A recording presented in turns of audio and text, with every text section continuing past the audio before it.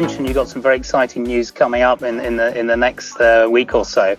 But if you were to kind of look forward over the next 12 months, very difficult to do, 12 months, even 24 months, what do you think will be the biggest changes to the industry? And perhaps more importantly, what are going to be the biggest changes to Pact itself?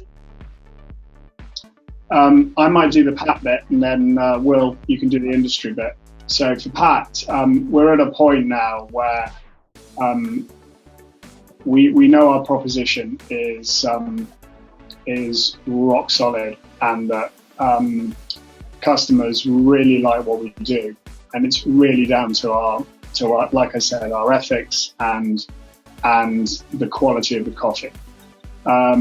So we're at the point now where we need to invest more in our brand.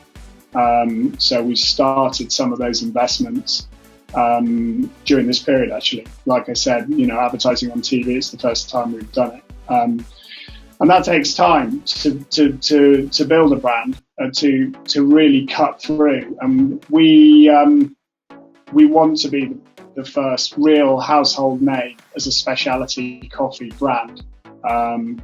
And I think we've got the opportunity to do that. So that's where the investments are going to be. We are already, we've just ordered a new roaster because we have outgrown our 70 kilo Loring roaster. So we will have 2 of them firing up from December. So we can roast 20 tons a week from September. So we will need to continue to invest in our operation because our rate of growth has really surpassed even our plans at the moment. But yeah, brand, marketing, because the more coffee we sell, the more happy farmers we have working with us. Will, what about the industry? Well, the industry is in a strange position. Again, looking back at all those market reports, you can quite easily see that the majority of specialty coffee consumed in the UK is traditionally consumed in coffee shops. We've gone through a period where consumption of coffee in coffee shops has been almost zero for the past 3-4 months. And a lot of UK specialty coffee roasters have been hurting because although they had tended to have a minimal presence online in terms of direct-to-consumer retail, generally for most of those roasters that would be less than 10%. So where we only recently launched a B2B offering recently in the knowledge that we had a great product and we wanted to share it into businesses, many of them have had products suitable for coffee shops, have had business models and buying structures set up that mean that they can buy large volumes of espresso to sell into coffee shops and small volumes of more boutique coffees and bought through expensive supply chains to sell online in a D2C way.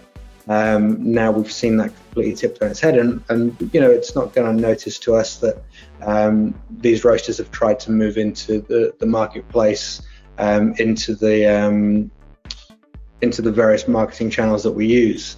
But part of the reason that Pact was so so attractive to me when I joined years ago now was that there was a level of expertise in every part of the business. This wasn't specifically a coffee company with coffee expertise, like trying to find its way. We've always invested in the right expertise across every facet of what we need. And I think for the rest of the specialty coffee industry to keep going, there's going to be a need to shift and an understanding into recruitment of people who can bring specialist skills into the industry. And I think if that happens, there are companies that will do well. And I think if those that don't quite catch on to it, if we see a continued reduction in consumption of coffee outside of the household and an increase inside the household, there are going to be some roasters who drop by the wayside. So it's going to be a really interesting few years. I hope that many businesses can keep going, but I'm really excited about what we can do. I think we're really well set up for it.